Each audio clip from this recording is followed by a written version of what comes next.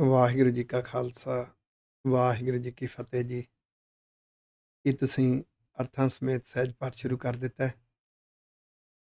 ਜੇ ਨਹੀਂ ਤਾਂ ਹੁਣੇ ਹੀ ਤੁਰੰਤ youtube.com ਤੇ ਜਾ ਕੇ ਜਾਂ ਆਪਣੀ ਡਿਵਾਈਸ ਵਿੱਚ YouTube ਦੀ ਐਪ ਡਾਊਨਲੋਡ ਕਰਕੇ ਉਹਦੇ ਤੇ ਤੁਸੀਂ Gurgyan TV GURGYAN TV Gurgyan TV find ਕਰਨਾ। ਉੱਥੇ ਤੁਹਾਨੂੰ ਇਹ ਲੋਗੋ ਦਿਖਾਈ ਦੇਗਾ। ਸਭ ਤੋਂ ਪਹਿਲਾਂ ਗੁਰਗਿਆਨ ਟੀਵੀ ਸਬਸਕ੍ਰਾਈਬ ਕਰ ਦੇਣਾ। ਰੋਜ਼ਾਨਾ ਇੱਕ ਵੀਡੀਓ ਅਪਲੋਡ ਹੁੰਦੀ ਹੈ। 35-40 ਮਿੰਟ ਤੁਸੀਂ ਗੁਰੂ ਦੇ ਪਿਆਰ ਵਿੱਚ ਬੈਠਣਾ ਹੈ, ਪਰਿਵਾਰ ਸਮੇਤ, ਬੱਚਿਆਂ ਸਮੇਤ, ਅਰਥਾਂ ਸਮੇਤ ਸਹਿਜ ਪਾਠ ਕਰਨਾ ਸਭ ਤੋਂ ਸੌਖਾ ਤਰੀਕਾ। ਗੁਰਗਿਆਨ ਟੀਵੀ ਤੇ ਤੁਹਾਨੂੰ ਪਲੇਲਿਸਟ ਮਿਲੇਗੀ SGGS ਸਹਿਜ ਪਾਠ ਵਿਦ ਮੀਨਿੰਗਸ। ਉਸ ਵਿੱਚੋਂ ਸ਼ੁਰੂ ਕਰੋ, ਨਿਤ ਲਾਹਾ ਲਓ, ਨਾਲੇ ਅਰਥ ਸਿੱਖੀਏ, ਗੁਰਮਤਿ ਦੇ ਸਿਧਾਂਤ ਪਤਾ ਲੱਗਣ, ਹੋਰਨਾਂ ਨੂੰ ਪ੍ਰੇਰਿਤ ਕਰੀਏ। ਤੁਹਾਡੇ ਮਿੱਤਰ, ਦੋਸਤ, ਰਿਸ਼ਤੇਦਾਰ, ਭੈਣ ਭਰਾਵਾਂ ਦੇ ਪਰਿਵਾਰ ਵਿੱਚ ਅਗਰ ਕੋਈ ਨਹੀਂ ਕਰ ਰਿਹਾ, ਉਹਨਾਂ ਨੂੰ ਪ੍ਰੇਰਿਤ ਕਰੀਏ। ਅਰਥਾਂ ਸਮੇਤ ਸਹਿਜ ਪਾਠ ਕਰੋ ਦੀ ਲਹਿਰ ਘਰ ਘਰ ਤੱਕ ਪਹੁੰਚਾਈਏ।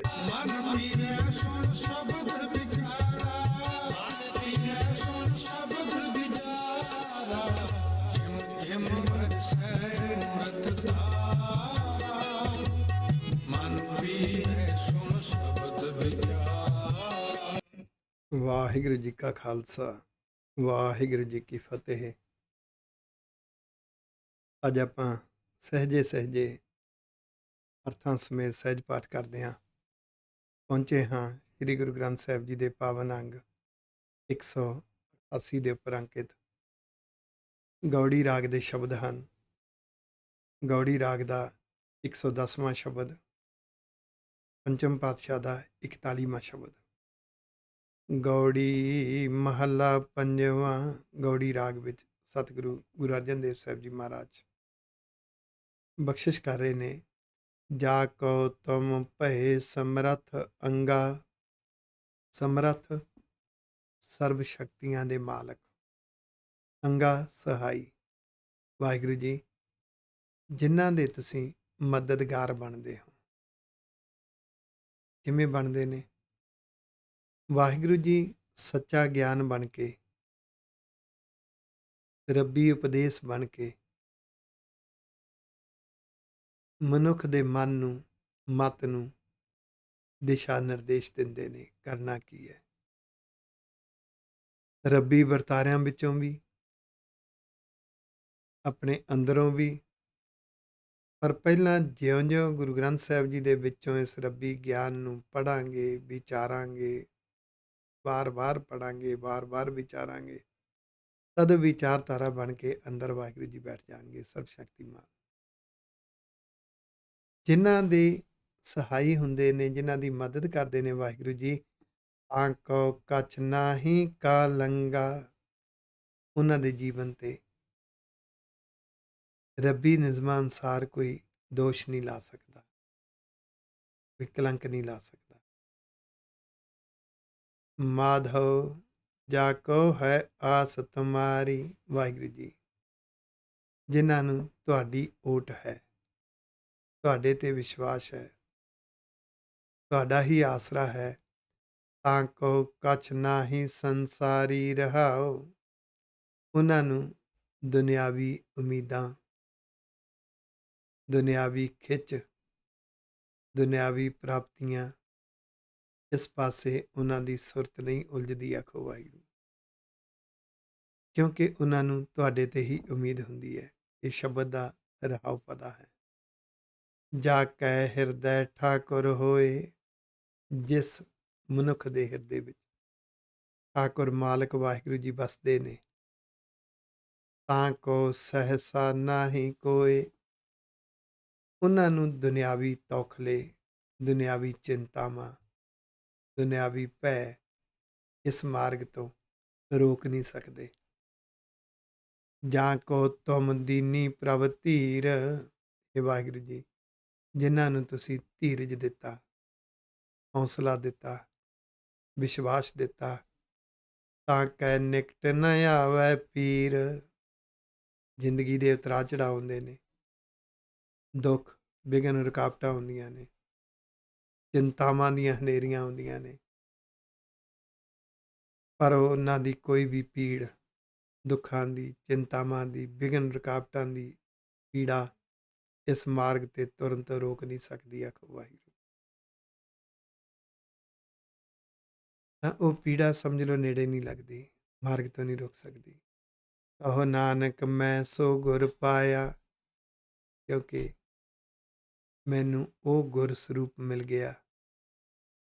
ਗੁਰੂ ਗ੍ਰੰਥ ਸਾਹਿਬ ਦੀ ਬਾਣੀ ਵਿੱਚੋਂ ਸੱਚਾ ਗਿਆਨ, ਗੁਰੂ ਦਾ ਉਪਦੇਸ਼, ਉਸ ਦੀ ਪ੍ਰਾਪਤੀ ਹੋ ਗਈ। ਪਾਰ ਬ੍ਰਹਮ ਪੂਰਨ ਦੇਖਾਇਆ, ਕਹੋ ਨਾਨਕ, ਨਾਨਕ ਜੀ ਆਖ, ਮੈਨੂੰ ਉਹ ਗੁਰ ਸਰੂਪ ਦੀ ਪ੍ਰਾਪਤੀ ਹੋ ਗਈ। ਵਾਹਿਗੁਰੂ ਜੀ ਨੇ, ਵਾਹਿਗੁਰੂ ਜੀ ਹਾਜ਼ਰ ਨਾਜ਼ਰ ਮਹਿਸੂਸ ਹੋਏ। ਹੁਣ ਇਹ ਗੁਰੂ ਅਰਜਨ ਦੇਵ ਸਾਹਿਬ ਜੀ ਦੇ ਆਪਣੇ ਜੀਵਨ 'ਚੋਂ ਸਮਝਿਓ। ਗੁਰੂ ਤਾਂ ਗੁਰੂ ਅਰਜਨ ਦੇਵ ਸਾਹਿਬ ਜੀ ਦੇ ਵੀ ਗੁਰੂ ਰਾਮਦਾਸ ਸਾਹਿਬ ਜੀ ਸਨ, ਤੇ ਪਿਰਥੀ ਚੰਦ ਦੇ ਗੁਰੂ ਵੀ ਗੁਰੂ ਰਾਮਦਾਸ ਸਾਹਿਬ ਜੀ ਸਨ, ਕਿਉਂਕਿ ਦੋਨੋਂ ਸਕੇ ਭਰਾ ਸੀ। ਪਿਰਥੀ ਚੰਦ ਤੇ ਗੁਰੂ ਅਰਜਨ ਦੇਵ ਸਾਹਿਬ ਜੀ ਸਕੇ ਭਰਾ ਸਨ, ਰੀਅਲ ਬ੍ਰਦਰ।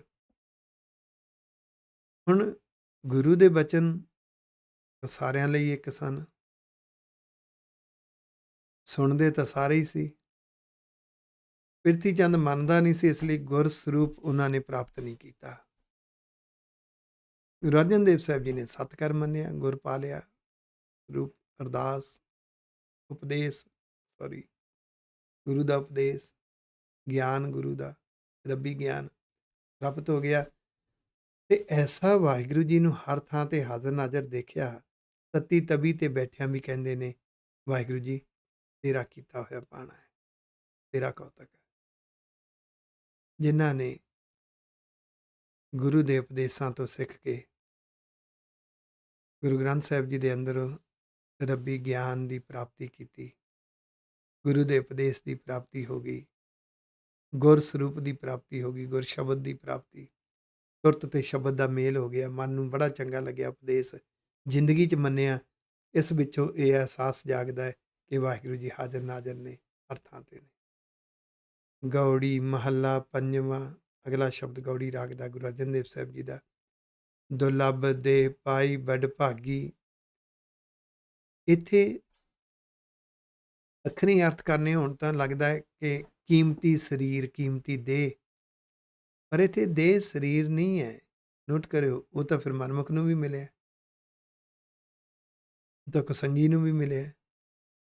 ਇੱਥੇ ਦੁਰਲਭ ਦੇਹ ਦੇ ਅਰਥ ਹੈ ਇਨਸਾਨੀਅਤ ਵਾਲਾ, ਗੁਰਮੁਖ ਸੁਭਾਅ ਵਾਲਾ ਜੀਵਨ, ਉਹ ਵੱਡੇ ਭਾਗਾਂ ਨਾਲ ਪ੍ਰਾਪਤ ਹੁੰਦਾ ਹੈ। ਅੰਦਰ ਗੁਣ ਹੋਣਗੇ, ਗੁਰੂ ਦਾ ਜਜ਼ਬਾ ਹੋਏਗਾ, ਗੁਰੂ ਪ੍ਰਤੀ ਲਗਨ ਹੋਏਗੀ, ਇਸ ਮਾਰਗ ਤੇ ਤੁਰਨ ਦਾ ਵਿਸ਼ਵਾਸ ਹੋਏਗਾ, ਅੰਦਰ ਪ੍ਰੀਤ ਹੋਏਗੀ। ਇਹ ਸੋਚ ਸੁਭਾਅ ਦੇ ਵੱਡੇ ਭਾਗ ਨੇ। ਇਹਦੇ ਰਾਹੀਂ ਉਹ ਦੁਰਲਭ ਦੇਹ ਕੀ ਹੈ? ਉਹ ਹੈ ਗੁਰਮੁਖ ਜੀਵਨ, ਇਨਸਾਨੀਅਤ ਵਾਲਾ ਜੀਵਨ। ਇਹ ਵੱਡੇ ਸੁਭਾਅ ਤੇ ਵੱਡੀ ਸੋਚ ਦੇ ਹਿੱਸੇ ਵਿੱਚੋਂ ਨਿਕਲਨੇ ਨੇ। ਨਾਮ ਨਾ ਜਪਹਿ ਤੇ ਆਤਮ ਘਾਤੀ। ਇੱਕ ਤੇ ਗਿਆਨ ਰੂਪੀ ਨਾਮ ਨੂੰ ਜਿਹੜੇ ਨਹੀਂ ਜਪਦੇ, ਭਾਵ ਗੁਰੂ ਦੇ ਉਪਦੇਸ਼ ਨੂੰ, ਰੱਬੀ ਗਿਆਨ ਨੂੰ ਮੰਨਦੇ ਹੀ ਨਹੀਂ। ਦੂਸਰਾ, ਜੋ ਰੱਬ ਦੀ ਯਾਦ, ਭੈ ਭਾਵਨੀ, ਸ਼ੁਕਰਾਨੇ ਵਿੱਚ ਨਹੀਂ ਜਿਉਂਦੇ, ਆਤਮ ਘਾਤੀ। ਉਹ ਆਪਣੇ ਅੰਦਰ ਆਪਣੇ ਆਤਮਿਕ ਜੀਵਨ ਨੂੰ ਮਾਰ ਲੈਂਦੇ ਹਨ। ਇੱਕ ਸ਼ਬਦ ਪੰਗਤੀ ਹੈ, ਆਤਮਘਾਤੀ ਹੈ ਜਗਤ ਕਸਾਈ। ਅਸੀਂ ਕਈ ਵਾਰੀ ਆਤਮਘਾਤੀ ਸ਼ਬਦ ਉਸ ਨਾਲ ਜੋੜਦੇ ਹਾਂ ਜਿਹੜਾ ਸੁਸਾਈਡ ਕਰ ਲੈਂਦਾ ਹੈ, ਪਰ ਜਦੋਂ ਤੁਸੀਂ ਗੁਰਬਾਣੀ 'ਚੋਂ ਪੜ੍ਹੋਗੇ ਤਾਂ ਹੋਰ ਕਨਸੈਪਟ 'ਚ ਲਿਖਿਆ ਹੁੰਦਾ ਹੈ, ਕਿਉਂਕਿ ਸਾਨੂੰ ਬਾਰ-ਬਾਰ ਸੁਣਾਇਆ ਗਿਆ, ਅਸੀਂ ਦੇਖਿਆ ਨਾ ਉੱਥੇ ਕਿਸ ਕਨਸੈਪਟ ਵਿੱਚ ਹੈ, ਉੱਦਾਂ ਹੀ ਅਸੀਂ ਮੰਨ ਲੈਂਦੇ ਹਾਂ। ਜਿਵੇਂ ਪਿੱਛੇ ਇੱਕ ਪੰਕਤੀ ਆਈ ਸੀ, ਜੇ ਜੀਵੈ ਪਤ ਲੱਥੀ ਜਾਏ, ਉਹ ਕਿਹੜਾ ਜਿਉਣਾ ਸੀ? ਉਸੇ ਰੱਬੀ ਮਾਰਗ ਤੋਂ ਟੁੱਟ ਕੇ ਜਿਉਣਾ, ਉਸ ਸ਼ਬਦ ਵਿੱਚ ਆਪਾਂ ਵਿਚਾਰਿਆ ਸੀ। ਜੇ ਉੱਥੇ ਜੋ ਕੁਝ ਖਾਧਾ ਪੀਤਾ ਹਰਾਮ ਹੋ ਗਿਆ, ਜੇ ਅੰਦਰ ਆਤਮਿਕ ਜੀਵਨ ਤੋਂ ਬਿਨਾਂ ਜਿਉ ਰਿਹਾ। ਇਸੇ ਤਰ੍ਹਾਂ ਇੱਥੇ ਆਤਮਘਾਤੀ ਸਰੀਰ ਦਾ ਸੁਸਾਈਡ ਕਰ ਲੈਣਾ, ਸਰੀਰ ਨੂੰ ਮਾਰ ਲੈਣਾ, ਇਹ ਆਤਮਘਾਤੀ ਨਹੀਂ ਹੁੰਦਾ। ਆਤਮਘਾਤੀ ਹੁੰਦਾ ਹੈ ਆਪਣੇ ਅੰਦਰਲੇ ਆਤਮਿਕ ਜੀਵਨ ਨੂੰ ਆਪ ਹੀ ਮਾਰ ਲੈਣਾ। ਸਤਿਗੁਰੂ ਕਹਿੰਦੇ ਉਹ ਆਤਮਘਾਤੀ ਕੌਣ ਹੁੰਦਾ ਹੈ? ਜੋ ਨਾਮ ਨਹੀਂ ਜਪਦਾ, ਆਖੋ ਵਾਹਿਗੁਰੂ। ਗਿਆਨ ਰੂਪੀ ਨਾਮ ਤੇ ਧਿਆਨ ਰੂਪੀ ਨਾਮ ਉਹਨੂੰ ਜਪਣਾ ਨਹੀਂ ਆਇਆ। ਮਰਨਾ ਜਾਹੀ ਜਿਨ੍ਹਾਂ ਬਿਸਰਤ ਰਾਮ, ਜਿਨ੍ਹਾਂ ਨੇ ਵਾਹਿਗੁਰੂ ਜੀ ਨੂੰ ਵਿਸਾਰ ਲਿਆ, ਉਹ ਆਤਮਿਕ ਮੌਤੇ ਮਰਦੇ ਨੇ ਤੇ ਇਸ ਮਾਰਗ ਤੇ ਨਹੀਂ ਤੁਰਦੇ। ਆਤਮਿਕ ਮੌਤੇ ਮਰ ਕੇ ਜਦੋਂ ਉਹ ਜੀਵਨ ਜਿਉਂਦੇ ਨੇ ਨਾ, ਜੀਵਨ ਦੇ ਮਾਰਗ ਤੇ ਜਾਂਦੇ ਨੇ, ਮਰ ਨਾ ਜਾਹੀ ਜਿਨ੍ਹਾਂ ਬਿਸਰਤ ਰਾਮ, ਉਹਨਾਂ ਨੇ ਰੱਬ ਨੂੰ ਵਿਸਾਰ ਲਿਆ। ਰੱਬ ਨੂੰ ਵਿਸਾਰਨ ਕਰਕੇ ਅੰਦਰ ਆਤਮਿਕ ਮੌਤ ਆਈ। ਨਾਮ ਬਿਹੂਨ ਜੀਵਨ ਕੌਣ ਕਾਮ ਰਹਾਓ। ਪਿਆਰਿਆ, ਰੱਬ ਨੂੰ ਵਿਸਾਰਨ ਦੀ ਬਜਾਏ, ਵਿਸਾਰ ਕੇ ਜਿਉਣ ਦੀ ਬਜਾਏ ਤਾਂ ਜ਼ਿੰਦਗੀ 'ਚੋਂ ਮਰ ਜਾਂਦਾ ਚੰਗਾ ਸੀ। ਇਹ ਨਾਮ ਤੋਂ ਬਿਨਾਂ ਤਾਂ ਜਿਉਣਾ ਕਿਸ ਕੰਮ ਹੈ, ਆਖੋ ਵਾਹਿਗੁਰੂ। ਉਹ ਸੰਗੀ ਜੀਵਨ, ਮਨਮੁਖ ਜੀਵਨ ਕਿਸ ਕੰਮ ਹੈ। ਇਹ ਸੈਂਟਰਲ ਆਈਡੀਆ ਰਹਾਉ ਪਦਾ ਹੈ। ਖਾਤ ਪੀਤ ਖੇਲਤ ਹਸਤ ਵਿਚਾਰ, ਕਵਨ ਅਰਥ ਮਿਰਤਕ ਸ਼ਿੰਗਾਰ। ਮਨਮੁਖਤਾਈ ਵਿੱਚ ਜਿਉਣਾ, ਗਿਆਨ ਰੂਪੀ ਨਾਮ ਨੂੰ ਮੰਨਣ ਤੋਂ ਬਿਨਾਂ ਜਿਉਣਾ, ਵਾਹਿਗੁਰੂ ਜੀ ਦੀ ਯਾਦ ਸ਼ੁਕਰਾਨੇ ਭੈ ਪਾਵਨੀ ਤੋਂ ਬਿਨਾਂ ਜਿਉਣਾ, ਜੋ ਖਾਣਾ ਪੀਣਾ, ਹੱਸਣਾ ਖੇਡਣਾ ਤੇ ਜੋ ਆਪਣੀ ਜ਼ਿੰਦਗੀ ਦੀਆਂ ਤਰੱਕੀਆਂ ਕਰ ਰਹੇ ਆ, ਵਿਸਥਾਰ, ਇਹ ਸਭ ਇੱਦਾਂ ਹੈ ਜਿਵੇਂ ਕਿਸੇ ਮੁਰਦੇ ਨੂੰ ਸ਼ਿੰਗਾਰ ਕੀਤਾ ਹੋਵੇ, ਆਖੋ ਵਾਹਿਗੁਰੂ। ਅੰਦਰ ਆਤਮਿਕ ਮੌਤ ਹੈ, ਆਤਮਿਕ ਜੀਵਨ ਨਹੀਂ ਹੈ। ਇਹ ਖੁਸ਼ੀਆਂ ਕਿਸੇ ਕੰਮ ਨਹੀਂ, ਕਿਸੇ ਵੇਲੇ ਵੀ ਖੱਜਲ ਖੁਆਰੀ ਵਿੱਚ ਬਦਲ ਸਕਦੀਆਂ ਨੇ, ਆਖੋ ਵਾਹਿਗੁਰੂ। ਜੋ ਨਾ ਸੁਣੈ ਜਸ ਪਰਮਾਨੰਦਾ, ਜੋ ਵਾਹਿਗੁਰੂ ਜੀ ਦੇ ਰੱਬੀ ਗਿਆਨ ਦੀਆਂ ਵਿਚਾਰਾਂ, ਗੁਣਾਂ ਦੀਆਂ ਵਿਚਾਰਾਂ, ਉਹਦੀ ਸਿਫਤ ਸਲਾਘਾ ਕਿਹਾ, ਇਹਨੂੰ ਜਸ ਕਿਹਾ ਜਾਂਦਾ ਹੈ। ਜਦੋਂ ਰੱਬੀ ਗਿਆਨ ਦੀਆਂ ਵਿਚਾਰਾਂ ਹੁੰਦੀਆਂ, ਰੱਬ ਦਾ ਜਸ ਹੈ, ਰੱਬ ਦੀ ਵਡਿਆਈ ਹੈ, ਰੱਬ ਦੀ ਸਿਫਤ ਸਲਾਘਾ ਹੈ। ਜਦੋਂ ਰੱਬ ਦੇ ਗੁਣਾਂ ਦੀ ਵਿਚਾਰ, ਉਹਦੇ ਨਿਯਮਾਂ ਦੀ ਵਿਚਾਰ, ਸ਼੍ਰੀ ਗੁਰੂ ਗ੍ਰੰਥ ਸਾਹਿਬ ਜੀ ਦੀ ਸਾਰੀ ਬਾਣੀ ਰੱਬ ਦੀ ਸਿਫਤ ਸਲਾਘਾ ਹੈ। ਤੇ ਜੋ ਨਹੀਂ ਸੁਣਦਾ, ਭਾਵ ਮੰਨਦਾ ਨਹੀਂ, ਪਾਸ਼ ਪੰਖੀ ਤ੍ਰਿਗਦ ਜੋਨ ਤੇ ਮੰਦਾ, ਉਹ ਕਿਉਂ ਨਹੀਂ ਸੁਣਦਾ, ਮੰਨਦਾ ਕਿਉਂ ਨਹੀਂ? ਕਿਉਂਕਿ ਉਹਦਾ ਮਨ ਪਸ਼ੂ ਪ੍ਰਵਿਰਤੀਆਂ 'ਚ ਚਲਿਆ ਗਿਆ ਹੈ। ਮਨ ਪਸ਼ੂ ਜਾਨਵਰ ਪ੍ਰਵਿਰਤੀਆਂ, ਤ੍ਰਿਗਦ ਜੋਨ ਹੁੰਦੀ ਹੈ ਟੇਢੇ ਪਾਸੇ ਚੱਲਣ ਵਾਲੀ, ਯਾਨੀ ਨੁਕਸਾਨ ਕਰਨ ਵਾਲੀ। ਉਹ ਜਾਨਵਰ ਜਿਹੜੇ ਨਿਰਾ ਨੁਕਸਾਨ ਕਰਦੇ ਨੇ, ਟੇਢੇ ਜੀਵਨ ਵਾਲੇ, ਪੁੱਠੇ ਪਾਸੇ ਚੱਲਣ ਵਾਲੇ, ਜਿਹਨੂੰ ਖੂੰਖਾਰ ਜਾਨਵਰ ਆਪਾਂ ਕਹਿੰਦੇ ਹਾਂ। ਉਹਦਾ ਮਨ ਪਸ਼ੂ ਪ੍ਰਵਿਰਤੀਆਂ 'ਚ ਜਿਉਂਦਾ ਤੇ ਸਤਿਗੁਰੂ ਕਹਿੰਦੇ ਇਹਨਾਂ ਜੂਨੀਆਂ ਤੋਂ ਵੀ ਮੰਦਾ, ਆਖੋ ਵਾਹਿਗੁਰੂ। ਹੁਣ ਇਸ ਨੂੰ ਸਮਝਿਓ, ਜੋਨ ਤੇ ਮੰਦਾ। ਇੱਕ ਕੁੱਤਾ ਹੈ, ਕੁੱਤਾ ਆਪਣਿਆਂ ਨੂੰ ਭੌਂਕਦਾ ਹੈ, ਆਪਣਿਆਂ ਨੂੰ ਆਪਣੇ ਇਲਾਕੇ ਵਿੱਚ ਆਉਣ ਨਹੀਂ ਦਿੰਦਾ। ਤੇ ਕੁੱਤਾ ਹਲਕ ਜਾਂਦਾ ਹੈ, ਲੋਭੀ ਹੁੰਦਾ ਹੈ, ਭੱਜਦਾ ਫਿਰਦਾ ਹੈ। ਇਹ ਮਨ ਵੀ ਕੁੱਤੇ ਦੀ ਜੂਨੀ ਜਾਂਦਾ ਹੈ, ਹਲਕਦਾ ਹੈ, ਭੱਜਿਆ ਫਿਰਦਾ ਹੈ, ਆਪਣਿਆਂ ਨਾਲ ਖਹਿੰਦਾ ਹੈ, ਮਨ ਕੁੱਤਾ ਬਣ ਗਿਆ। ਪਰ ਕਮਾਲ ਦੀ ਬਾਤ ਇਹ ਹੈ ਕਿ ਕੁੱਤਾ ਤਾਂ ਵਫਾਦਾਰ ਵੀ ਹੈ, ਇਹ ਵਫਾਦਾਰ ਵੀ ਨਹੀਂ ਹੈ, ਉਸ ਤੋਂ ਵੀ ਮੰਦਾ, ਆਖੋ ਵਾਹਿਗੁਰੂ। ਆਹ ਕਨਸੈਪਟ ਹੈ, ਜੂਨੀਆਂ ਤੋਂ ਹੀ ਮੰਦਾ। ਜੂਨੀਆਂ 'ਚ ਮਨ ਜਾਂਦਾ ਹੈ, ਸਰੀਰ ਪਸ਼ੂ ਦਾ, ਵਾਹਿਗੁਰੂ, ਸਰੀਰ ਮਨੁੱਖ ਦਾ, ਆਦਤਾਂ ਪਸ਼ੂਆਂ ਵਾਲੀਆਂ, ਤੇ ਮਨ ਪਸ਼ੂਆਂ ਦੀ ਜੂਨੀ 'ਚ ਹੈ। ਪਰ ਉਸ ਤੋਂ ਵੀ ਬੁਰਾ ਹੈ, ਆਖੋ ਵਾਹਿਗੁਰੂ। ਕਹੋ ਨਾਨਕ ਗੁਰ ਮੰਤਰ ਦ੍ਰਿੜਾਇਆ, ਪਰ ਜੇ ਕਿਤੇ, ਨਾਨਕ ਜੀ ਕਹੋ, ਜਿਸ ਨੇ ਗੁਰ ਮੰਤਰ ਕੀ ਹੈ, ਗੁਰੂ ਸਾਹਿਬ ਨੇ ਗੁਰ ਸਰੂਪ ਰਾਹੀਂ ਦਿੱਤਾ ਹੋਇਆ ਉਪਦੇਸ਼, ਮੰਤਰ ਹੁੰਦਾ ਸਲਾਹ, ਸਲਾਹ ਗੁਰੂ ਦੀ, ਗੁਰੂ ਦਾ ਉਪਦੇਸ਼ ਮੰਨਿਆ, ਮੰਨਦਿਆਂ ਆਦਤ ਪੈ ਗਈ। ਇਹਦਾ ਮਤਲਬ ਗੁਰਸਰੂਪ ਨੇ ਦ੍ਰਿੜ ਕਰਵਾ ਦਿੱਤਾ ਇਹ ਨਾਮ, ਉਪਦੇਸ਼, ਮੰਤਰ। ਉਹਦੀ ਨਿਸ਼ਾਨੀ ਕੇਵਲ ਰਾਮ ਰਿਦ ਮਾਹਿ ਸਮਾਇਆ, ਉਹਨਾਂ ਦੇ ਹਿਰਦੇ ਵਿੱਚ ਕੇਵਲ ਤੇ ਕੇਵਲ ਰੱਬੀ ਗਿਆਨ, ਸੱਚਾ ਗਿਆਨ, ਗਿਆਨ ਰੂਪੀ ਨਾਮ ਵਸ ਗਿਆ। ਵਾਹਿਗੁਰੂ ਜੀ ਦੀ ਮਿੱਠੀ ਮਿੱਠੀ ਯਾਦ, ਭੈ ਪਾਵਨੀ ਸ਼ੁਕਰਾਨਾ ਅੰਦਰ ਵਸ ਗਿਆ। ਗੌੜੀ ਮਹੱਲਾ ਪੰਜਵਾਂ, ਗੌੜੀ ਰਾਗ ਵਿੱਚ ਗੁਰੂ ਅਰਜਨ ਦੇਵ ਸਾਹਿਬ ਜੀ ਦਾ ਅਗਲਾ ਸ਼ਬਦ। ਕਾਕੀ ਮਾਈ ਕਾਕੋ ਬਾਪ, ਨਾਮ ਤਾਰੀਕ ਝੂਠੇ ਸਭ ਸਾਕ। ਪਿਆਰਿਆ, ਮਾਤਾ, ਪਿਤਾ, ਰਿਸ਼ਤੇਦਾਰ, ਪਰਿਵਾਰ ਇੱਕ ਦੂਸਰੇ ਨਾਲ ਹਿੱਤਾਂ ਕਰਕੇ ਜੁੜੇ ਹੋਏ ਨੇ। ਜਦੋਂ ਕਿਸੇ ਦਾ ਹਿੱਤ ਪੂਰਾ ਨਹੀਂ ਹੁੰਦਾ, ਉਹ ਟੁੱਟ ਜਾਂਦਾ ਹੈ। ਇਸ ਦੁਨੀਆ ਤੇ ਬਾਪ ਬੱਚਿਆਂ ਨਾਲੋਂ ਟੁੱਟਦੇ ਦੇਖੇ ਜਾਂਦੇ ਨੇ, ਬੱਚੇ ਮਾਪਿਆਂ ਨਾਲੋਂ ਟੁੱਟਦੇ ਦੇਖੇ ਨੇ। ਇਸ ਦੁਨੀਆ ਤੇ ਪਤਨੀ ਪਤੀ ਨੂੰ ਛੱਡ ਜਾਂਦੀ ਹੈ, ਪਤੀ ਪਤਨੀ ਨੂੰ ਛੱਡ ਜਾਂਦਾ ਹੈ, ਭਰਾ ਭਰਾ ਤੋਂ ਟੁੱਟ ਜਾਂਦਾ ਹੈ, ਭੈਣਾਂ ਭਰਾਵਾਂ ਤੋਂ ਟੁੱਟ ਜਾਂਦੀਆਂ ਨੇ, ਭਰਾ ਭੈਣਾਂ ਤੋਂ ਟੁੱਟ ਜਾਂਦੇ ਨੇ, ਮਿੱਤਰ ਮਿੱਤਰ ਤੋਂ ਟੁੱਟ ਜਾਂਦੇ ਨੇ। ਜਿੱਥੇ ਕੋਈ ਸਵਾਰਥ ਦੀ ਇੱਛਾ ਹੈ, ਉਹਦਾ ਸਵਾਰਥ ਪੂਰਾ ਨਹੀਂ ਹੁੰਦਾ, ਉਹ ਪਿੱਛੇ ਹਟ ਜਾਏਗਾ। ਉਹ ਸਵਾਰਥਾਂ ਕਰਕੇ ਇਹ ਜਿਹੜੇ ਰਿਸ਼ਤੇ ਨੇ, ਇਹ ਝੂਠੇ ਨੇ, ਆਖੋ ਵਾਹਿਗੁਰੂ। ਅਗਰ ਸਵਾਰਥ ਨਿਕਲ ਗਿਆ, ਇਹ ਰਿਸ਼ਤੇ ਮਦਦਗਾਰ ਬਣ ਸਕਦੇ ਨੇ। ਕਾਹੇ ਕੋ ਮੂਰਖ ਪਖਲਾਇਆ, ਮਨਾ ਤੂੰ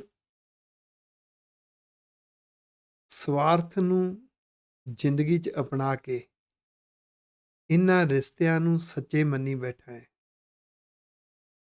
ਤੇ ਜੋ ਤੂੰ ਬੋਲ ਰਿਹਾ ਨੇ ਸੁਪਨੇ 'ਚ ਵਰੜਾ ਰਿਹਾ, ਤੈਨੂੰ ਸੋਝੀ ਨਹੀਂ, ਅਸਲੀ ਜੀਵਨ ਦਾ ਪਤਾ ਨਹੀਂ ਲੱਗਿਆ। ਮਿਲ ਸੰਜੋਗ ਹੁਕਮ ਤੂੰ ਆਇਆ ਰਹਾਓ, ਸੈਂਟਰਲ ਆਈਡੀਆ। ਇਹ ਸਾਰੀ ਸੰਜੋਗ ਦੀ ਖੇਡ ਹੈ। ਤੈਨੂੰ ਤੇਰੀ ਜ਼ਿੰਦਗੀ ਦੇ ਮਦਦਗਾਰ ਸਾਥੀ ਮਿਲੇ ਹੋਏ ਨੇ। ਤੂੰ ਹਰ ਪਰਿਵਾਰ ਦੇ ਮੈਂਬਰ ਦੀ ਭਾਵਨਾ ਸਮਝਣੀ ਸਿੱਖ, ਹਰ ਇੱਕ ਦੀਆਂ ਭਾਵਨਾ ਦੀ ਕਦਰ ਕਰ, ਇਹ ਸਹਿਯੋਗੀ ਬਣ ਜਾਣਗੇ, ਆਖੋ ਵਾਹਿਗੁਰੂ। ਜੇ ਦੂਸਰੇ ਦੀ ਭਾਵਨਾ ਨਾ ਸਮਝੀ, ਭਾਵਨਾਵਾਂ ਨੂੰ ਚੋਟਾਂ ਮਾਰੀਆਂ, ਇਹ ਰਿਸ਼ਤੇ ਤੇਰੇ ਟੁੱਟਦੇ ਰਹਿਣਗੇ, ਆਖੋ ਵਾਹਿਗੁਰੂ। ਤੂੰ ਜਿਉਣਾ ਇੱਦਾਂ ਮਹਿਸੂਸ ਕਰਕੇ ਜਿਉਂ, ਏਕਾ ਮਾਟੀ ਏਕਾ ਜੋਤ। ਸਾਰਿਆਂ ਦੇ ਸਰੀਰ ਇੱਕੋ ਮਿੱਟੀ ਤੋਂ ਬਣੇ ਨੇ, ਸਾਰਿਆਂ ਦੇ ਅੰਦਰ ਇੱਕੋ ਹੀ ਜੋਤ ਹੈ। ਏਕੋ ਪਵਨ ਕਹਾਂ ਕਹਾਂ ਕੌਣ ਰੋਤ। ਇੱਕੋ ਹੀ ਹਵਾ ਦੇ ਨਾਲ ਸਾਰਿਆਂ ਅੰਦਰ ਸਵਾਸ ਚੱਲਦੇ ਨੇ। ਸਮਾਂ ਆਉਂਦਾ ਹੈ, ਮਿੱਟੀ ਮਿੱਟੀ 'ਚ ਰਲ ਜਾਂਦੀ ਹੈ, ਜੋਤ ਜੋਤ ਸਮਾ ਜਾਂਦੀ ਹੈ, ਹਵਾ ਹਵਾ 'ਚ ਸਮਾ ਜਾਂਦੀ ਹੈ। ਰੋਣ ਵਾਲੇ ਐਵੇਂ ਰੋਈ ਜਾਂਦੇ ਨੇ, ਉਹਨਾਂ ਨੂੰ ਪਤਾ ਨਹੀਂ ਹੈ ਅਸਲੀਅਤ ਕੀ ਹੈ। ਕਿਉਂ? ਕਿਉਂਕਿ ਨਾਮ ਧਾਰੀਕ ਸਵਾਰਥ ਦੇ ਰਿਸ਼ਤੇ ਜੋੜਨ ਕਰਕੇ ਇਹ ਲੋਕ ਰੋਂਦੇ ਨੇ ਜਦੋਂ ਕੋਈ ਵਿਛੜ ਜਾਂਦਾ ਹੈ। ਉਹ ਸਵਾਰਥ ਕਰਕੇ ਮੇਰਾ ਮੇਰਾ ਕਰ ਬਿਲ ਲਾਹੀ, ਸਾਰੀ ਜ਼ਿੰਦਗੀ ਸਵਾਰਥਾਂ ਵਿੱਚ ਜਿਉਂਦੇ ਨੇ, ਮੈਂ ਮੇਰੀ ਦੀ ਭਾਵਨਾ ਵਿੱਚ ਜਿਉਂਦੇ ਨੇ, ਤੇ ਬਿਲਕਦੇ ਕਲਪਦੇ ਰਹਿੰਦੇ ਨੇ, ਦੁਖੀ ਹੋ ਕੇ ਜਿਉਂਦੇ ਨੇ। ਮਰਨ ਹਾਰ ਇਹ ਜੀਅਰਾ ਨਾਹੀਂ। ਇਹ ਜਿਹੜੀ ਜੋਤ ਹੈ ਨਾ ਅੰਦਰ, ਇਹ ਮਰਨ ਹਾਰ ਨਹੀਂ ਹੈ, ਮਰਦੀ ਨਹੀਂ ਹੈ। ਵਾਹਿਗੁਰੂ ਜੀ ਦੀ ਜੋਤ ਹੈ, ਇਹਦੀ ਅਸਲੀ ਰਮਜ ਸਮਝ, ਜੀਵਨ ਦੀ ਵੈਲਿਊ ਸਮਝ। ਪਰ ਵੈਲਿਊ ਤਾਂ ਸਮਝ ਆਏਗੀ ਜੇ ਗੁਰੂ ਦੀ ਬਾਣੀ ਦੇ ਵਿੱਚੋਂ, ਗੁਰੂ ਦੇ ਉਪਦੇਸ਼, ਸੱਚੇ ਗਿਆਨ, ਗੁਰਸਰੂਪ ਦੇ ਨਾਲ ਸਾਂਝ ਪਾਏਗਾ। ਕਹੋ ਨਾਨਕ ਗੁਰ ਖੋਲੇ ਕਪਾਟ, ਨਾਨਕ ਜੀ ਆਖ। ਇੱਦਾਂ ਗੁਰੂ ਅਰਜਨ ਦੇਵ ਸਾਹਿਬ ਜੀ ਸਾਨੂੰ ਸਿਖਾ ਰਹੇ ਨੇ ਕਿ ਗੁਰਸਰੂਪ ਨੇ ਤੇਰੇ ਕਪਾਟ ਖੋਲ ਦੇਣੇ ਆ। ਇੱਕ ਅਵਸਥਾ ਹੁੰਦੀ ਹੈ ਅਕਲਮੰਦ, ਸੋਝੀ ਆ ਗਈ ਮੰਮੇ ਨਾਲ, ਮੰਦ।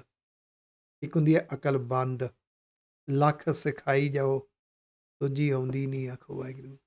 ਉਹ ਜੋ ਅਕਲਬੰਦ ਹੋਣਾ ਹੈ, ਉਹੀ ਕਪਾਟ ਬੰਦ ਹੈ। ਜਦੋਂ ਅਕਲ ਬੰਦ ਜਿਹੜਾ ਸੀ, ਸੋਝੀ ਆ ਗਈ, ਕਪਾਟ ਖੁੱਲ ਗਏ, ਅਕਲਮੰਦ ਹੋ ਗਿਆ। ਮੁਕਤ ਭਏ ਬਿਨ ਸੇ ਭ੍ਰਮ ਥਾਟ। ਫਿਰ ਜਿਹੜੇ ਭਰਮ ਸੀ ਨਾ, ਉਹ ਭੱਜ ਗਏ, ਦੂਰ ਚਲੇ ਗਏ। ਭਰਮ ਟੁੱਟ ਗਿਆ, ਅਸਲੀਅਤ ਸਮਝ ਆ ਗਈ, ਕੁਸੰਗੀ ਆਦਤਾਂ ਤੋਂ ਮੁਕਤ ਹੋ ਗਿਆ, ਮਨਮੁਖਤਾਈ ਤੋਂ, ਮਨਮਤ ਵਾਲੀ ਸੋਚ ਤੋਂ ਮੁਕਤ ਹੋ ਗਿਆ, ਗੁਰਮੁਖਤਾਈ ਅਤੇ ਗੁਰਮਤ ਵਾਲੀ ਸੋਚ ਵਾਲਾ ਜੀਵਨ ਜਿਉਣਾ ਆ ਗਿਆ। ਆਖੋ ਵਾਹਿਗੁਰੂ। ਫਿਰ ਸਮਝ ਲੱਗੀ, ਗੌੜੀ ਮਹੱਲਾ ਪੰਜਵਾਂ, ਗੌੜੀ ਰਾਗ ਵਿੱਚ ਗੁਰੂ ਅਰਜਨ ਦੇਵ ਸਾਹਿਬ ਜੀ ਦਾ ਸ਼ਬਦ, ਵੱਡੇ ਵੱਡੇ ਜੋਧੀ ਸੈਨ ਲੋਗ। ਪਹਿਲਾਂ ਅੰਦਰ ਇੱਕ ਦੌੜ ਲੱਗੀ ਸੀ, ਮੈਂ ਵੀ ਅਮੀਰ ਬਣਾ, ਮੇਰੇ ਕੋਲ ਵੀ ਬਹੁਤ ਸਾਰੀ ਪ੍ਰਾਪਰਟੀ ਹੋਵੇ। ਅਮੀਰਾਂ ਨੂੰ ਦੇਖ ਕੇ ਅਮੀਰ ਬਣਨ ਦੀ ਜਿਹੜੀ ਦੌੜ ਸੀ, ਫਿਰ ਜਦੋਂ ਅੰਦਰੋਂ ਕਪਾਟ ਖੁੱਲੇ, ਪਤਾ ਲੱਗਿਆ ਨਹੀਂ, ਜਿੱਡੀ ਵੱਡੀ ਅਮੀਰੀ ਹੈ ਓਡੀਆਂ ਵੱਡੀਆਂ ਚਿੰਤਾਵਾਂ ਨੇ, ਜਿੱਡੀ ਵੱਡੀ ਪ੍ਰਾਪਰਟੀ ਹੈ ਓਡੀਆਂ ਵੱਡੀਆਂ ਚਿੰਤਾਵਾਂ ਨੇ। ਜਿਨ੍ਹਾਂ ਲੋਕਾਂ ਨੂੰ ਤੂੰ ਅਮੀਰ ਮੰਨਦਾ ਹੈ ਪਿਆਰਿਆ, ਉਹ ਚਿੰਤਾਵਾਂ ਵਿੱਚ, ਵੱਡੇ ਵੱਡੇ ਜੋਧੀ ਸੈਨ ਲੋਗ ਇਨਕੋ ਵਿਆਪੈ ਚਿੰਤਾ ਰੋਗ, ਉਹ ਚਿੰਤਾ ਦੇ ਰੋਗ ਵਿੱਚ ਦੁਖੀ ਨੇ। ਕੌਣ ਵੱਡਾ ਮਾਇਆ ਵਡਿਆਈ, ਕੌਣ ਹੈ ਵੱਡਾ? ਪਿਆਰਿਆ, ਤੈਨੂੰ ਉਹਨਾਂ ਦੀ ਜੋ ਪੈਸਾ, ਪ੍ਰਾਪਰਟੀ, ਵਡਿਆਈ ਹੈ, ਅਮੀਰੀ ਹੈ ਨਾ, ਇੱਥੇ ਮਾਇਆ ਦੇ ਅਰਥ ਅਮੀਰੀ, ਉਹਦੀ ਵਡਿਆਈ, ਉਹਦੀ ਝਲਕ ਹੈ। ਇੱਕ ਅਮੀਰ ਦੀ ਆਮਦਨ ਹਰ ਇੱਕ ਨੂੰ ਦਿਸਦੀ ਹੈ, ਅਮੀਰ ਦੇ ਖਰਚੇ ਕਿਸੇ ਨੂੰ ਨਹੀਂ ਦਿਸਦੇ। ਆਖੋ ਵਾਹਿਗੁਰੂ। ਇੱਥੇ ਗੱਲ ਯਾਦ ਰੱਖਿਓ, ਜ਼ਿੰਦਗੀ 'ਚ 3 ਚੀਜ਼ਾਂ ਹੁੰਦੀਆਂ ਨੇ ਹਰ ਬੰਦੇ ਦੀਆਂ, ਇੱਕ ਕਮਾਈ, ਇੱਕ ਖਰਚੇ, ਇੱਕ ਘਾਟੇ। ਹਰ ਬੰਦਾ ਹੈਂਡ ਟੂ ਮਾਊਥ ਹੁੰਦਾ ਹੈ, ਹਰ ਬੰਦਾ ਕਰਜ਼ਈ ਹੁੰਦਾ ਹੈ। ਆਖੋ ਵਾਹਿਗੁਰੂ। ਅਮੀਰ ਦੀ ਆਮਦਨ ਵੱਡੀ ਹੈ, ਅਮੀਰ ਦੇ ਖਰਚੇ ਵੱਡੇ ਨੇ, ਅਮੀਰ ਦੇ ਕਰਜ਼ੇ ਵੱਡੇ ਨੇ, ਘਾਟੇ ਵੱਡੇ ਨੇ। ਇਸ ਲਈ ਅਮੀਰ ਦੀ ਚਿੰਤਾ ਵੱਡੀ ਹੈ। ਜਦੋਂ ਕੋਈ ਗਰੀਬ ਅਮੀਰ ਨੂੰ ਦੇਖਦਾ ਹੈ ਤਾਂ ਉਹਦੇ ਖਰਚੇ ਕਦੀ ਨਹੀਂ ਦੇਖਦਾ, ਤਾਂ ਉਸ ਅਮੀਰ ਦੇ ਕਰਜ਼ੇ ਨੂੰ ਕਦੀ ਨਹੀਂ ਦੇਖਦਾ, ਉਹਦੀ ਚਿੰਤਾ ਨੂੰ ਕਦੀ ਨਹੀਂ ਦੇਖਦਾ। ਜਦੋਂ 3 ਚੀਜ਼ਾਂ ਤੁਸੀਂ ਨਹੀਂ ਦੇਖੋਗੇ ਨਾ, ਉਹਦੇ ਖਰਚੇ, ਉਹਦੇ ਕਰਜ਼ੇ, ਉਹਦੀ ਚਿੰਤਾ ਨਹੀਂ ਦੇਖੋਗੇ, ਤਾਂ ਉਹ ਮਾਇਆ ਦੀ ਜਿਹੜੀ ਝਲਕ ਤੁਹਾਡੇ 'ਤੇ ਪੈ ਰਹੀ ਹੈ, ਮਾਇਆ ਦੀ ਵਡਿਆਈ ਪੈ ਰਹੀ ਹੈ ਤੁਹਾਡੇ 'ਤੇ, ਉਹ ਐਕਚੁਅਲੀ ਵੱਡਾ ਨਹੀਂ ਹੈ। ਵੱਡਾ ਤਾਂ ਉਹ ਹੈ ਜਿਹਦੇ ਅੰਦਰ ਸੰਤੁਸ਼ਟੀ ਹੈ। ਆਖੋ ਵਾਹਿਗੁਰੂ। ਇੱਕ ਬੱਚਾ, ਸਰਦੀਆਂ ਦੇ ਦਿਨ ਨੇ, ਕੜਾਕੇ ਦੀ ਸਰਦੀ, ਆਪਣੀ ਗਰੀਬ ਮਾਂ ਦੇ ਨਾਲ ਫੁੱਟਪਾਥ ਦੇ ਉੱਪਰ ਸੁੱਤਾ ਹੈ ਰਾਤ ਨੂੰ, ਕਿਉਂਕਿ ਨਾ ਕੋਈ ਘਰ, ਨਾ ਝੌਂਪੜੀ, ਨਾ ਕੱਪੜਾ। ਉਸ ਮਾਂ ਨੇ ਗੱਤੇ ਦੇ ਡੱਬੇ ਕਿਤੋਂ ਚੁੱਕੇ, ਉਹ ਗੱਤੇ ਦਾ ਡੱਬਾ ਜਿਹੜਾ ਨਾ ਸਿੱਧਾ ਕਰਕੇ ਇੱਕ ਗੱਤਾ ਥੱਲੇ ਵਿਛਾ ਦਿੱਤਾ, ਇੱਕ ਉੱਪਰ ਲਿਆ, ਗਲਵੱਕੜੀ ਦੇ ਨਾਲ ਉਹਨੂੰ ਨਿੱਘ ਦਿੰਦੀ ਹੈ, ਸੌਂ ਗਿਆ। ਅੱਧੀ ਰਾਤ ਨੂੰ ਹਵਾ ਤੇਜ਼ ਚੱਲੀ ਹੈ, ਮਾਂ ਨੂੰ ਨੀਂਦ ਆਈ ਸੀ, ਹੱਥ ਉੱਧਰ ਹੋ ਗਿਆ, ਹਵਾ ਨੇ ਉਹ ਗੱਤਾ ਉੱਪਰਲਾ ਉਡਾ ਦਿੱਤਾ। ਮਾਂ ਭੱਜ ਕੇ ਫਿਰ ਲੈ ਕੇ ਆਈ, ਉਹਦੇ ਉੱਪਰ ਦਿੱਤਾ। ਉਹ ਬੋਲਿਆ, ਕਹਿੰਦਾ, ਮਾਂ, ਜਿਨ੍ਹਾਂ ਕੋਲ ਸਰਦੀ ਤੋਂ ਬਚਣ ਨੂੰ ਗੱਤੇ ਨਹੀਂ, ਉਹ ਕਿਵੇਂ ਸੌਂਦੇ ਹੋਣਗੇ। ਆਖੋ ਵਾਹਿਗੁਰੂ। ਸ਼ੁਕਰ, ਕਹਿੰਦੀ, ਰੱਬ ਦਾ ਆਪਾਂ ਨੂੰ ਗੱਤਾ ਦਿੱਤਾ ਹੈ ਵਾਹਿਗੁਰੂ ਨੇ। ਵੱਡਾ ਉਹ ਹੈ ਜਿਹਦੇ ਕੋਲੇ ਸ਼ੁਕਰਾਨਾ ਹੈ, ਵੱਡਾ ਉਹ ਨਹੀਂ ਹੈ ਜਿਹਦੇ ਕੋਲੇ ਲੋਭ ਹੈ। ਜਿਹਦੇ ਕੋਲ ਸਬਰ ਸੰਤੋਖ ਹੈ ਨਾ, ਉਹ ਵੱਡਾ ਹੈ। ਜਿਹਦੇ ਕੋਲ ਲੋਭ ਲਾਲਚ ਹੈ, ਉਹ ਵੱਡਾ ਨਹੀਂ ਹੈ। ਵੱਡਾ ਉਹ ਹੈ ਜਿਹੜਾ ਹਰ ਇੱਕ ਦੇ ਗੁਣ ਦੇਖੇ ਤੇ ਗੁਣਾਂ ਦੀ ਡਿਸਕਸ਼ਨ ਕਰੇ। ਵੱਡਾ ਉਹ ਨਹੀਂ ਹੈ ਜਿਹੜਾ ਕਿਸੇ ਦੇ ਨੁਕਸ ਦੇਖੇ ਤੇ ਨਿੰਦਾ ਕਰੇ। ਪਿਆਰ ਦੇ ਸੁਭਾਅ ਵੱਡਾ ਹੁੰਦਾ ਹੈ, ਨਫ਼ਰਤ ਵਾਲਾ ਸੁਭਾਅ ਵੱਡਾ ਨਹੀਂ ਹੁੰਦਾ। ਕਿਉਂਕਿ ਗੁਣਾਂ ਦੇ ਨਾਲ ਰੱਬ ਨਾਲ ਲਿਵ ਲੱਗਦੀ ਹੈ, ਰੱਬ ਨਾਲ ਪਿਆਰ ਬਣਦਾ ਹੈ, ਗੁਰੂ ਨਾਲ ਪਿਆਰ, ਗੁਰੂ ਨਾਲ ਲਿਵ ਲੱਗਦੀ ਹੈ। ਤੇ ਵੱਡਾ ਉਹ ਹੈ, ਸੋ ਵੱਡਾ ਜਿਨ ਰਾਮ ਲਿਵ ਲਾਈ ਰਹਾਓ। ਵੱਡਾ ਉਹ ਹੈ, ਸਤਿਗੁਰੂ ਜੀ ਕਹਿੰਦੇ, ਜਿਹਦੀ ਰਾਮ ਦੇ ਨਾਲ ਲਿਵ ਲੱਗੀ ਹੈ। ਮੈਂ ਪਿੱਛੇ ਬੇਨਤੀ ਕੀਤੀ ਸੀ, ਲਿਵ, ਗੂੜੀ ਪ੍ਰੀਤ, ਜਜ਼ਬਾ, ਲਗਨ, ਜਾਨੂਨ, ਉਹਨੂੰ ਲਿਵ ਕਹਿੰਦੇ ਨੇ। ਆਖੋ ਵਾਹਿਗੁਰੂ। ਇਹ ਸੈਂਟਰਲ ਆਈਡੀਆ ਹੈ ਰਹਾਓ। ਸਤਿਗੁਰੂ ਕਹਿੰਦੇ ਜਿਨ੍ਹਾਂ ਦੇ ਅੰਦਰ ਇਸ ਪਾਸੇ ਦੀ ਲਿਵ ਨਹੀਂ ਲੱਗੀ, ਗੂੜੀ ਪ੍ਰੀਤ ਨਹੀਂ ਲੱਗੀ, ਉਹ ਕਿੱਦਾਂ ਜ਼ਿੰਦਗੀ 'ਚ ਉਲਝਦੇ ਨੇ। ਭੂਮੀਆਂ ਭੂਮ ਉੱਪਰ ਨਿਤ ਲੁੱਝੈ, ਲੈਂਡਲੋਰਡ ਭੂਮੀਆਂ ਜ਼ਮੀਨ ਦਾ ਮਾਲਕ ਆਪਣੀ ਪ੍ਰੋਪਰਟੀ ਨੂੰ ਵਧਾਉਣ ਵਾਸਤੇ ਸਾਰੀ ਜ਼ਿੰਦਗੀ ਲਾਉਂਦਾ ਹੈ, ਉਹਦੇ 'ਚ ਉਲਝਦਾ ਹੈ। ਉਸ ਪ੍ਰੋਪਰਟੀ ਪਿੱਛੇ ਦੂਸਰਿਆਂ ਨਾਲ ਲੜਦਾ ਹੈ। ਛੋੜ ਚੱਲੈ ਤ੍ਰਿਸ਼ਨਾ ਨਹੀਂ ਬੁਝੈ, ਇੱਕ ਦਿਨ ਜ਼ਿੰਦਗੀ ਸਭ ਕੁਝ ਨੂੰ ਛੱਡ ਜਾਂਦਾ, ਪਰ ਉਹਦੀ ਤ੍ਰਿਸ਼ਨਾ ਨਹੀਂ ਬੁਝਦੀ ਤੇ ਆਪਣੀ ਤ੍ਰਿਸ਼ਨਾ ਕਰਕੇ ਉਹ ਗੁਰੂ ਦੇ ਮਾਰਗ ਤੇ, ਰੱਬ ਦੇ ਮਾਰਗ ਤੇ ਤੁਰਨ ਤੋਂ ਵਾਂਝਾ ਰਹਿ ਜਾਂਦਾ ਹੈ।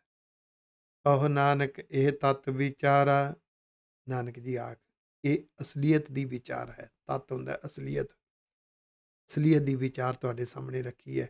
ਗੁਰੂ ਅਰਜਨ ਦੇਵ ਸਾਹਿਬ ਜੀ ਨਾਨਕ ਸ਼ਬਦ ਕਹਿ ਕੇ ਇੱਦਾਂ ਸਮਝਾ ਰਹੇ ਨੇ। ਬਿਨ ਹਰ ਭਜਨ ਨਹੀਂ ਛੁਟਕਾਰਾ, ਰੱਬ ਦੀ ਬੰਦਗੀ, ਰੱਬ ਦਾ ਭਜਨ, ਗਿਆਨ ਰੂਪੀ ਨਾਮ ਨੂੰ ਮੰਨਣਾ, ਗਿਆਨ ਰੂਪੀ ਨਾਮ ਨੂੰ ਅਹਿਸਾਸ ਦੇ ਤਲ ਤੇ ਜਿਉਣ ਤੋਂ ਬਿਨਾਂ, ਰੱਬ ਦੀ ਲਿਵ ਤੋਂ ਬਿਨਾਂ, ਗੁਰੂ ਦੇ ਪਿਆਰ ਤੋਂ ਬਿਨਾਂ, ਗੁਰੂ ਦੇ ਉਪਦੇਸ਼ ਨੂੰ ਸਮਰਪਿਤ ਹੋਣ ਤੋਂ ਬਿਨਾਂ, ਇੱਦਾਂ ਕਹਿ ਲਓ ਗੁਰਮਤ ਵਾਲੀ ਸੋਚ ਤੇ ਗੁਰਮੁਖ ਸੁਭਾਅ ਤੋਂ ਬਿਨਾਂ ਉਹ ਤ੍ਰਿਸ਼ਨਾ ਦੀ ਉਲਝਣ ਤਾਣੀ ਤੋਂ ਛੁਟਕਾਰਾ ਨਹੀਂ ਪੈ ਸਕਦਾ। ਤੇ ਉਹ ਤ੍ਰਿਸ਼ਨਾ ਦੀ ਉਲਝਣ ਤਾਣੀ ਮਨੁੱਖ ਨੂੰ ਰੱਬੀ ਮਾਰਗ, ਪਰਉਪਕਾਰ ਦੇ ਮਾਰਗ ਤੇ ਨਹੀਂ ਤੁਰਨ ਦਿੰਦੀ। ਆਖੋ ਵਾਹਿਗੁਰੂ। ਗੌੜੀ ਮਹੱਲਾ ਪੰਜਵਾਂ, ਗੌੜੀ ਰਾਗ ਵਿੱਚ ਗੁਰੂ ਅਰਜਨ ਦੇਵ ਸਾਹਿਬ ਜੀ ਦਾ ਅਗਲਾ ਸ਼ਬਦ ਹੈ। ਪੂਰਾ ਮਾਰਗ ਪੂਰਾ ਇਸ਼ਨਾਨ। ਰੱਬ ਦੇ ਮਾਰਗ ਤੇ ਤੁਰਨ ਦਾ ਤਰੀਕਾ ਗੁਰਮਤ ਦਾ ਕੀ ਹੈ? ਉਹ ਹੈ ਗੁਰੂ ਦੇ ਉਪਦੇਸ਼ਾਂ ਨੂੰ ਸੁਣਨਾ, ਮੰਨਣਾ ਤੇ ਸੁਭਾਅ ਨੂੰ ਬਦਲਣਾ। ਸੁਣਿਆ, ਮੰਨਿਆ, ਮਨ ਕੀਤਾ ਭਾਵ, ਅੰਤਰਗਤ ਤੀਰਥ ਮਲ ਨਾਵ। ਇਹੀ ਪੂਰਾ ਮਾਰਗ ਹੈ, ਇਹੀ ਪੂਰਾ ਇਸ਼ਨਾਨ ਹੈ। ਸਭ ਕੁਛ ਪੂਰਾ ਹਿਰਦੈ ਨਾਮ, ਜਿਸ ਦੇ ਹਿਰਦੇ ਵਿੱਚ ਗਿਆਨ ਰੂਪੀ ਨਾਮ ਤੇ ਧਿਆਨ ਰੂਪੀ ਨਾਮ ਵਸ ਗਿਆ ਨਾ, ਉਹਦਾ ਜੀਵਨ ਗੁਣਾਂ ਵਾਲਾ ਬਣ ਜਾਂਦਾ ਹੈ। ਪੂਰਾ ਦੇ ਅਰਥ ਗੁਣਾਂ ਵਾਲਾ, ਸਫਲ ਹੋ ਜਾਂਦਾ ਹੈ। ਪੂਰੀ ਰਹੀ ਜਾਂ ਪੂਰਾ ਰਾਖੀ, ਇਹ ਵਾਹਿਗੁਰੂ ਜੀ ਨੇ ਉਹਨਾਂ ਦੀ ਪੂਰੀ ਲਾਜ ਰੱਖੀ ਹੁੰਦੀ ਹੈ। ਵਾਹਿਗੁਰੂ ਜੀ ਨੇ ਉਹਨਾਂ ਨੂੰ ਬਖਸ਼ਿਸ਼ ਦਿੱਤੀ ਹੁੰਦੀ ਹੈ। ਪਾਰ ਬ੍ਰਹਮ ਕੀ ਸ਼ਰਨ ਜਨਤਾ ਕੀ ਰਹਾਓ।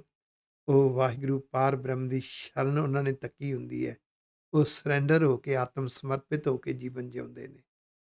ਉਹ ਗੁਰੂ ਦੇ ਉਪਦੇਸ਼ ਨੂੰ ਸਮਰਪਿਤ ਹੁੰਦੇ ਨੇ। ਉਹ ਰੱਬੀ ਵਿਚਾਰਧਾਰਾ ਨੂੰ, ਰੱਬੀ ਗਿਆਨ ਨੂੰ ਸਮਰਪਿਤ ਹੁੰਦੇ ਨੇ। ਸੈਂਟਰਲ ਆਈਡੀਆ ਹੈ ਰਹਾਉ ਪਦਾ।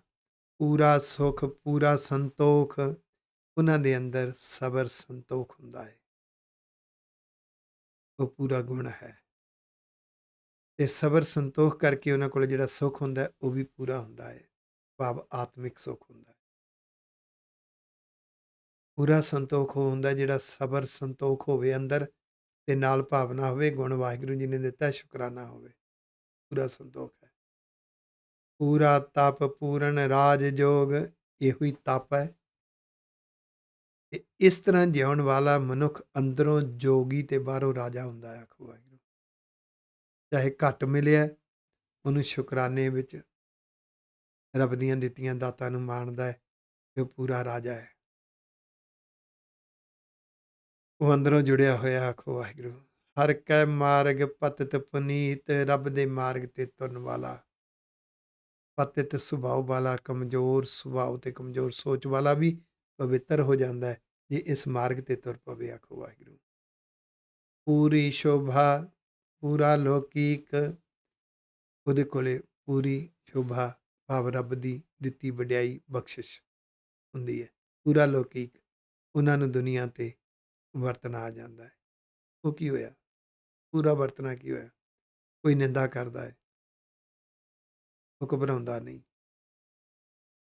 ਕੋਈ ਵਿਰੋਧ ਕਰਦਾ ਹੈ, ਉਹ ਨਫ਼ਰਤ ਨਹੀਂ ਕਰਦਾ। ਇਹਨੂੰ ਪੂਰਾ ਲੌਕਿਕ ਕਹਿੰਦੇ ਨੇ। ਜਿਉਣਾ ਆ ਗਿਆ। ਪੈਸਾ ਕਮਾਉਂਦਾ ਹੈ, ਗਲਤ ਤਰੀਕੇ ਨਾਲ ਨਹੀਂ, ਸਬਰ ਸੰਤੋਖ ਵਿੱਚ ਰਹਿ ਕੇ। ਜਿੰਨਾ ਮਿਲਦਾ ਹੈ ਉਹ ਦਸਵੰਧ ਕੌਮ ਦੇ ਭਲੇ ਲਈ ਖਰਚਦਾ ਹੈ। ਆਖੋ ਵਾਹਿਗੁਰੂ। ਉਹਦਾ ਲੌਕਿਕ ਵੀ ਪੂਰਾ, ਉਹਦਾ ਅੰਦਰਲਾ ਪਰਲੋਕ ਵੀ ਪੂਰਾ। ਕਾਰਨਹਾਰ ਸਦ ਵਸੈ ਹਦੂਰਾ। ਉਹ ਇੱਦਾਂ ਮਹਿਸੂਸ ਕਰਦਾ ਹੈ ਕਾਰਨਹਾਰ ਵਾਹਿਗੁਰੂ ਜੀ ਹਰ ਥਾਂ ਤੇ ਹਾਜ਼ਰ ਨਾਜ਼ਰ ਨੇ। ਆਪਣੇ ਆਪ ਨੂੰ ਵਾਹਿਗੁਰੂ ਜੀ ਦੀ ਹਜ਼ੂਰੀ ਸਮਝਦਾ ਹੈ। ਕਹੋ ਨਾਨਕ ਮੇਰਾ ਸਤਿਗੁਰ ਪੂਰਾ। ਨਾਨਕ ਜੀ ਆਖੋ, ਕਹੋ ਮੇਰਾ ਸਤਿਗੁਰ ਪੂਰਾ ਹੈ, ਆਖੋ ਵਾਹਿਗੁਰੂ। ਧੰਨ ਗੁਰੂ ਅਰਜਨ ਦੇਵ ਸਾਹਿਬ ਜੀ ਮਹਾਰਾਜ ਨਾਨਕ ਸ਼ਬਦ ਵਰਤ ਕੇ ਸਾਨੂੰ ਸਿਖਾ ਰਹੇ ਨੇ। ਮੇਰੇ ਗੁਰੂ ਗ੍ਰੰਥ ਸਾਹਿਬ ਜੀ ਮਹਾਰਾਜ ਪੂਰੇ ਗੁਰੂ ਨੇ। ਸ੍ਰੀ ਗੁਰੂ ਗ੍ਰੰਥ ਸਾਹਿਬ ਜੀ ਦੇ ਅੰਦਰ ਗੁਰ ਉਪਦੇਸ਼ ਮੇਰੇ ਗੁਰੂ ਦਾ ਗੁਰ ਸਰੂਪ ਪੂਰਾ ਗੁਰ ਹੈ। ਮੇਰੇ ਗੁਰੂ ਦੀ ਆਵਾਜ਼ ਸੱਚਾ ਗਿਆਨ, ਰੱਬੀ ਗਿਆਨ ਪੂਰਾ ਸਤਿਗੁਰ ਹੈ, ਕਿਉਂਕਿ ਉਹ ਨਿਰੰਕਾਰ ਦੀ ਆਵਾਜ਼ ਹੈ, ਨਿਰੰਕਾਰ ਦੀ ਬਾਣੀ ਹੈ। ਉਹ ਸੱਚਾ ਗਿਆਨ ਰੱਬ ਦਾ ਰੂਪ ਹੈ। ਰੱਬ ਸੱਚਾ ਗਿਆਨ ਬਣ ਕੇ ਗੁਰੂ ਗ੍ਰੰਥ ਸਾਹਿਬ ਜੀ ਦੇ ਅੰਦਰ ਹੈ। ਗੌੜੀ ਮਹੱਲਾ ਪੰਜਵਾਂ, ਗੌੜੀ ਰਾਗ ਵਿੱਚ 115ਵਾਂ ਸ਼ਬਦ, ਗੁਰੂ ਅਰਜਨ ਦੇਵ ਸਾਹਿਬ ਜੀ ਦਾ 46ਵਾਂ ਸ਼ਬਦ। ਸੰਤ ਕੀ ਧੂਰ ਮਿਟੈ ਅਗ ਕੋਟ। ਇੱਥੇ ਸੰਤ ਦੇ ਅਰਥ ਗੁਰੂ ਸਾਹਿਬ ਹੈ। ਗੁਰੂ ਸਾਹਿਬ ਦੀ ਧੂੜੀ ਕੀ ਹੈ? ਗੁਰੂ ਦੇ ਉਪਦੇਸ਼ ਦਾ ਪ੍ਰਭਾਵ ਮਨ ਤੇ ਮੱਤ ਤੇ ਪੈ ਜਾਵੇ, ਮਨ ਤੇ ਮੱਤ ਮੰਨਣ ਲੱਗ ਜਾਵੇ। ਇਹਨੂੰ ਸੰਤ ਕੀ ਧੂੜ ਕਿਹਾ ਹੈ, ਗੁਰੂ ਦੀ ਧੂੜੀ। ਇਹਦੇ ਨਾਲ ਪਾਪ ਪ੍ਰਵਿਰਤੀ ਅੰਦਰੋਂ ਖਤਮ ਹੁੰਦੀ ਹੈ। ਮਨਮੁਖਤਾਈ ਤੇ ਮਨਮਤ ਵਾਲੀ ਸੋਚ ਖਤਮ ਹੋ ਜਾਂਦੀ ਹੈ। ਸੰਤ ਪ੍ਰਸਾਦ ਜਨਮ ਮਰਨ ਤੇ ਛੋਟ। ਜਦੋਂ ਵੀ ਸਾਡੇ ਅੰਦਰ ਮਨਮੁਖ ਸੁਭਾਅ, ਇੱਥੇ ਮੈਂ ਬੇਨਤੀ ਕਰਾਂ, ਮਨਮੁਖ ਤੇ ਮਨਮਤ ਤੇ ਕੋਈ ਲੇਬਲ ਨਹੀਂ ਹੈ ਕਿਸੇ ਤੇ ਲਾ ਦਿਓ ਫਲਾਨਾ ਮਨਮੁਖ ਹੈ।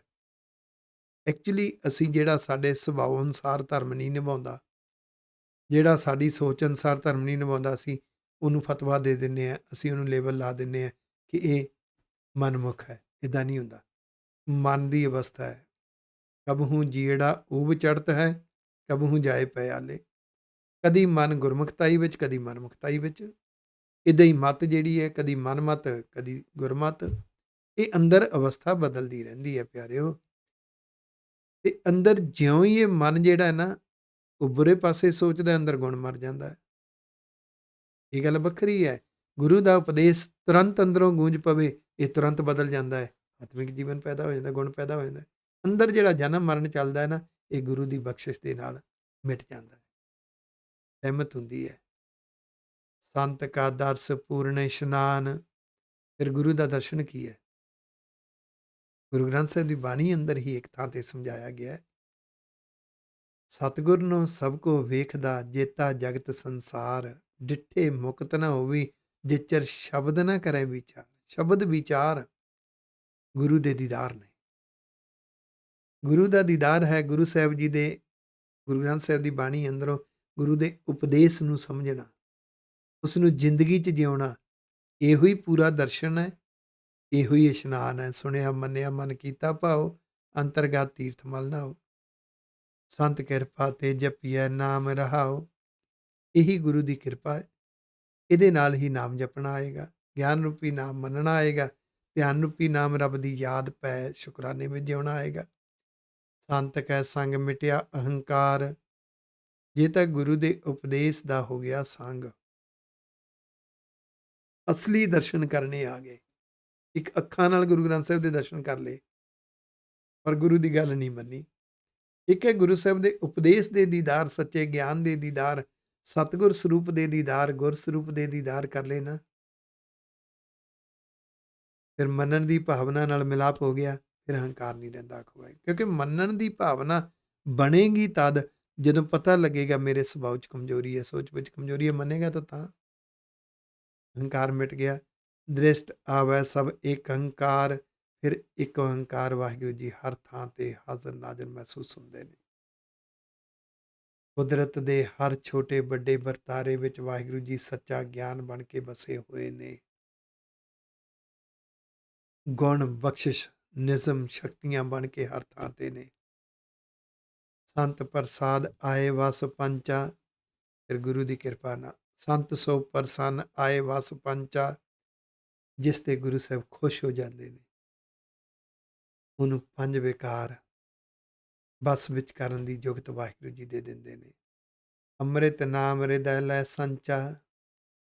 ਫਿਰ ਉਹਨਾਂ ਨੂੰ ਅੰਮ੍ਰਿਤ ਦਾ ਰਸ ਦੇਣ ਵਾਲਾ ਗਿਆਨ ਰੂਪੀ ਨਾਮ ਤੇ ਧਿਆਨ ਰੂਪੀ ਨਾਮ ਉਹ ਹਿਰਦੇ ਵਿੱਚ ਇਕੱਤਰ ਹੋ ਜਾਂਦਾ ਹੈ, ਸੰਚਾ।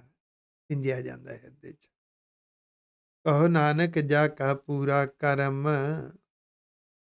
ਉਹਨਾਂ ਦਾ ਜੀਵਨ ਸਫਲ ਹੋ ਜਾਂਦਾ ਹੈ, ਉਹਨਾਂ ਨੂੰ ਪੂਰੀ ਬਖਸ਼ਿਸ਼ ਮਿਲ ਜਾਂਦੀ ਹੈ, ਉਹਨਾਂ ਦੇ ਕਾਰਜ ਰੱਬ ਦੇ ਕਾਰਜ ਬਣ ਜਾਂਦੇ ਨੇ, ਉਹਨਾਂ ਦੇ ਕਰਮ ਗੁਰੂ ਦੇ ਕਰਮ ਬਣ ਜਾਂਦੇ ਨੇ, ਕਿਉਂਕਿ ਗੁਰੂ ਲਈ ਰੱਬ ਲਈ ਆਪਾ ਵਾਰ ਕੇ ਉਹ ਕਰਮ ਕਰਦੇ ਨੇ, ਉਹਨਾਂ ਕਰਮਾਂ ਨੂੰ ਪਰਉਪਕਾਰ ਕਹਿੰਦੇ ਨੇ।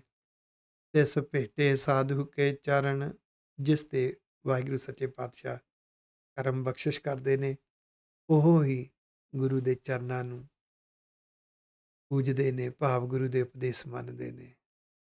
ਐਸਾ ਕਮਾਲ ਹੈ। ਗੁਰੂ ਦੇ ਉਪਦੇਸ਼ ਮੰਨਣ ਨਾਲ ਬਖਸ਼ਿਸ਼ ਹੋਣੀ ਹੈ, ਬਖਸ਼ਿਸ਼ ਨਾਲ ਗੁਰੂ ਦੇ ਉਪਦੇਸ਼ ਮੰਨਣੇ ਨੇ। ਲੱਗੇ ਰਹਿਣਾ, ਤੁਰਦੇ ਰਹਿਣਾ, ਸਤਿਗੁਰੂ ਜੀ ਬਖਸ਼ਾਂ ਕਰਦੇ ਰਹਿੰਦੇ ਨੇ। ਭੁੱਲਾਂ ਚੁੱਕਾਂ ਦੀ ਖਿਮਾ ਜੀ। ਵਾਹਿਗੁਰੂ ਜੀ ਕਾ ਖਾਲਸਾ, ਵਾਹਿਗੁਰੂ ਜੀ ਕੀ ਫਤਿਹ। ਮਨ ਪੀਰੇ ਸੁਣ ਸ਼ਬਦ ਵਿਚਾਰਾ